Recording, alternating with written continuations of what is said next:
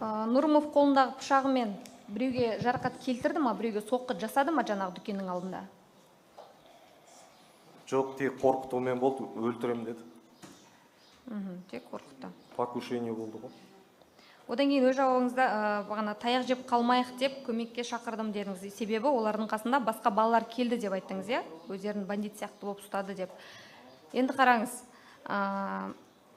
не үшін көмекке шақырдыңыз? Ол кісілер сіздерге соққы жасады ма, бастады ма сол жерде басында? Сіздің достарыңыз келмей тұрған кезде, сол жерде жиналып тұрған топ сіздерге қысым көрсетті ме? Мен досыма соққы жасады. Қаржыбай өз дұрыс түсіндіре алмады. Мен жасадым деді, балам жасады деді. Сондықтан мен мәселені ушықтырмай жанжалсыз шешуге бардым ғой, келіп кешірім сұрай салсын деген ниетпен болды.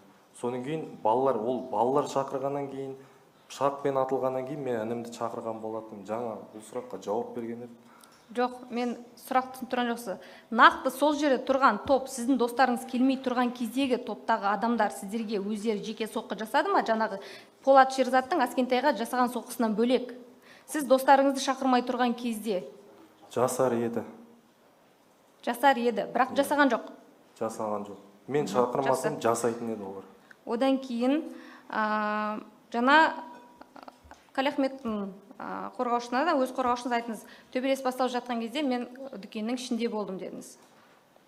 Басталып кеткен көрген жоқпын дедіңіз. Алайда алдыңғы сот отырысында зерделеген бейне түсірілімге сәйкес, Қамажай дүкенінің алдыңғы камерасынан алған бейне түсірілімге сәйкес, ол 00 сағат 58 минут 40 секундта төбелес басталып жатқан кезде нақты сіз дүкеннің алдында тұрғансыз. Шатасқан шығармын, есімде жоқ, қобалжыдым. Сіз оны қазір айтып тұрсыз ғой қорғаушыңызға? Шатасып тұрмын мен. Ол кезде мен дүкеннің ішінде болған, ол бейне жазбадан, ол материалды мен растай аламын, өйткені өздеріңіз көрсеңіздер де болады. Бірақ екінші төбелес неден қалай басталған? Екінші төбелес емес, бірінші төбелес сұрап тұрмын. Бірінші төбелес Дархан ұрған. Махмет Ахметке соққы келтірілген сәтте. Оны көрген жоқпын. Бейне түсірілім зерделедік қой алдыңғы аптада? Жоқ, мен көрген жоқпын Махметті біреу ұрған. Одан кейін жаңа айттыңыз. Егер қажет десеңіз, бейне жазбаны көруге болады. Болады құрметті сот, иә? 0058. Құрметті сот, өтініш хат білдірсем бола ма? Қазір сұрақ қойып болсын, жауап алып болайық, содан кейін өтініш хат білдірсеңіз болады. Осыңызшы, сол бейне жазды. Құрметті сот, шатас кеттім, есімде жоқ. Сыртта жүрген, іште жүрген. Сол сәтте де құрметті сот назар аударыңыз сұраймын. Жаңа қорғаушысына айтты, әйел адам көрген жоқпын деді. Алайда сол сәтте 1 сағат 01 минутта да Бишимбиева келген, анасын көрген ол жерде. Алайда жаңа көрген жоқпын деп айтты бізге. Кімнің қызы, мен білмеймін ғой, жерде төбелес болып жатқан. Сұрақ тұрмайын. Жақсы, келесі сұрақтарыңызды қоя беріңіз. Магазинге келген екі тәте шығар екен. Неге әйел адамды көрген жоқпын деп сіз айттыңыз жаңа қорғаушыңызға? Ол видео түсірінде ол да тұр. 1 сағат 01 минут 33 секундта. Ар жағында Ильясов, Шынасыл және Сакиев та жүр. Алдында Полат Шерзатты анасы сіздерден қорғаштап тұр. Неге сіз жалған жауап беріп тұрсыз, әйел адамды көрген жоқпын деп? Мен ешқандай да жалған жауап беріп тұрған жоқпын. Мен бұл іс бойынша іске тіркелген, және ол жерде мен әйел адамды төбелес барысында көрген жоқпын. Ал бұлай магазинге кіріп шығып атқан адамдар қаншама, ол жерде шамамен айтатын болсақ 4-5 әйел адам кіреді, 4-5 еркек адам кіреді, оны мен қайсы бірін оны санап отырмын. Нақты сол 4-5 әйел адам, ер адамның бәрі Полат Шерзатты қорғаштады ма? Болуы мүмкін.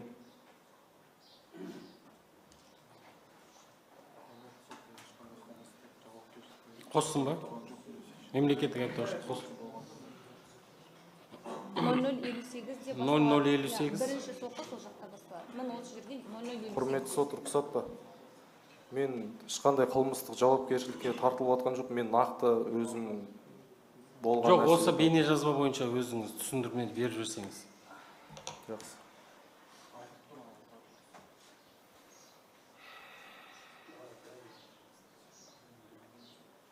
Сіз өзіңізді көріп тұрсыз ба өзіңізді? Осы бейне жазуда? Жоқ, көріп тұрған жоқ.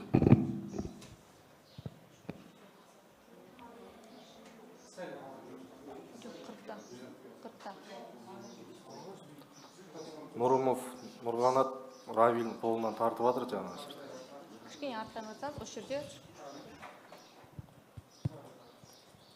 Міне қараңыз. Гайпаевтың ар жағында Тоқтабаев Нұрбол тұр. Біздің балалар адам сияқты кеп амандасып жатыр. Гайпаевтың ар жағында тұр. Тыныш, өзіңіз айтыңызшы, сіз тұрсыз ба? Тыныш, Сіз тұрсыз ба, Гайпаевтың ар жағында кім тұр? Ысқақ пен Гайпаевтың ортасында ғой. Ол жерде мен тұрмын. Ар жағында, иә. Аны басын шекесін сипап тұр. Мен тұрмын. Танып тұрсыз ба өзіңізді? Танып тұрмын. Сіз ба? Енді сұрағыңызды қойыңызшы осыған байланысты.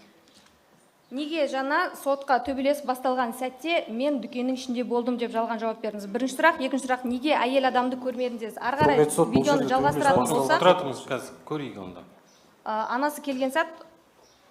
Құрметті сот, кешіріңіз, өткізбей тұрғанда бір сұрақ ете берсем. Құрметті сот, жаңа прокурор ханым тағы да Шынасыл Абзалдың атын айтып өтті. Мына жерде бар ма, жоқ па? Ол кісі аты жауыр болды. Айтып берсін, сот прокурор мырза қай жерде? Басқа уақытта, құрметті сот ол. Жақсы, түсіндік қой. Басқа уақытта ма?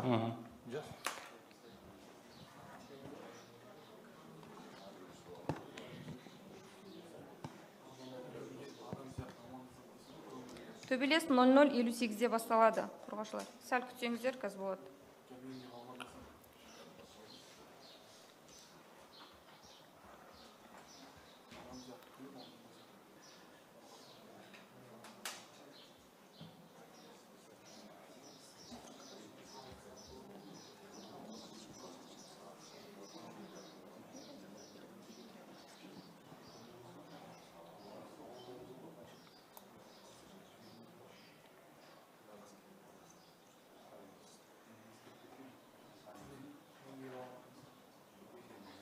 Осы сәтте мұны естіп тұрсыз, Абдықадыр мен Гайпаев не туралы сөйлескен. Сіз қасында Аскентайдың сол жағында тұрдыңыз.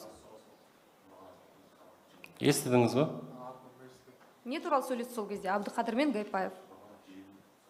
Нұрғанат жібермей тұрды ана жерде. Қазір сөйлесеміз, балалар келеді деді. Өздері андай провоцировать етіп тұрды бұл жерде. Провоцировать етіп тұрған адам ұқсамайды ғой, есінеп өз бетімен тұр. Ұстап тұрды жаңа өзді, мына біздің балалар келген кезде де іс-қимылына қарасаңыз болады, құрметті прокурор. Қазір мен інім келеді, амандасады, адамгершілікпен, көңіл күймен әне амандасты.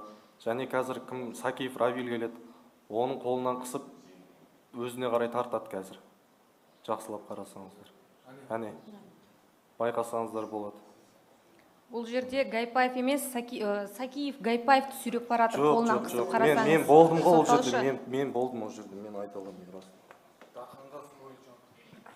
Ол жерде Дарханға скорый шақырайық, скорый не дейік. Құрметті сот, басқа сотталушыларға ескерту жасаңыз сұрайым. Тыныш. Сөйлеп айтып отыр. Тыныш. Әрқайсыларыңызды тыңдаймыз. Мұны қараңыз, құрметті сот, мына жерде басталып жатыр төбелес. Сол сәтте бұған дейін Тоқтабаев дүкенге кірген жоқ, Аскентайдың оң жағында тұрды. Жақсы, осы дүкеннің ішіндегі бейне жазбаны көрсетіңізші. Осы 58. Мен дүкен түсіндім. Нурумов вышел из магазина и, судя по всему, разговаривал на повышенных тонах. Жоқ, құрметті сот, алдыңғы сот отырысында Нұрымов айтты, сыртта біреуді соққан үшін мен сыртқа шықтым деп айтты. Құрметті сот, мен айттым ғой өз кезегімде, кіріп шығып жүргеннен кейін. Қазір, осы тұра берсін осы. 0-0.